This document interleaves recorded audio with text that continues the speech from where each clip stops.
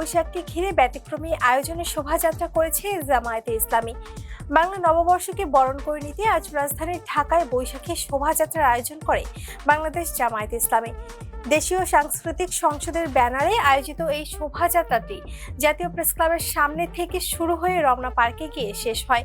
এতে নারী, শিশুসহ বিভিন্ন বয়স ও পেশার মানুষের অংশগ্রহণে উৎসবমুখর পরিবেশ তৈরি হয়। শোভাযাত্রায় দেশীয় সংস্কৃতির নানা উপাদান, মাছ ধরার পোলো, ঢেকি, খেওয়া জাল ও কুলো বিশেষভাবে স্থান পায়। জীবন অবাক না করলে কে করবে? 28% মিল্ক ফ্যাটের অবাক করার সাথে ফ্রেশ মিল্ক পাউডার। জীবন অবাক করুক প্রতিদিন। বাঙালিয়ানের সাজ পোশাকে শিশুদের উপস্থিতিও ছিল চোখে পড়ার মতো। দেশাত্মবোধ, জারি, শাড়ি ও ভাটিয়ালি গানে পুরো পরিবেশ হয়ে ওঠে প্রাণবন্ত।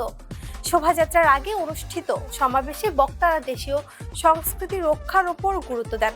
পাশাপাশি পশ্চিমা ও বিজাতীয় সংস্কৃতির আগ্রাসনের রোধেও কার্যকর পদক্ষেপ নেওয়ার দাবি জানান তারা। হারানো ঐতিহ্য ফিরিয়ে আনার আহ্বানের সাথে ইসলামী শরিয়া পরিপন্থী সংস্কৃতি থেকে দূরে থাকার কথাও তুলে ধরা হয়। এতক্ষণ সাথে ছিলাম আমি শম্পা আক্তার। ফেস দ্য পিপলের সাথে থাকার জন্য ধন্যবাদ।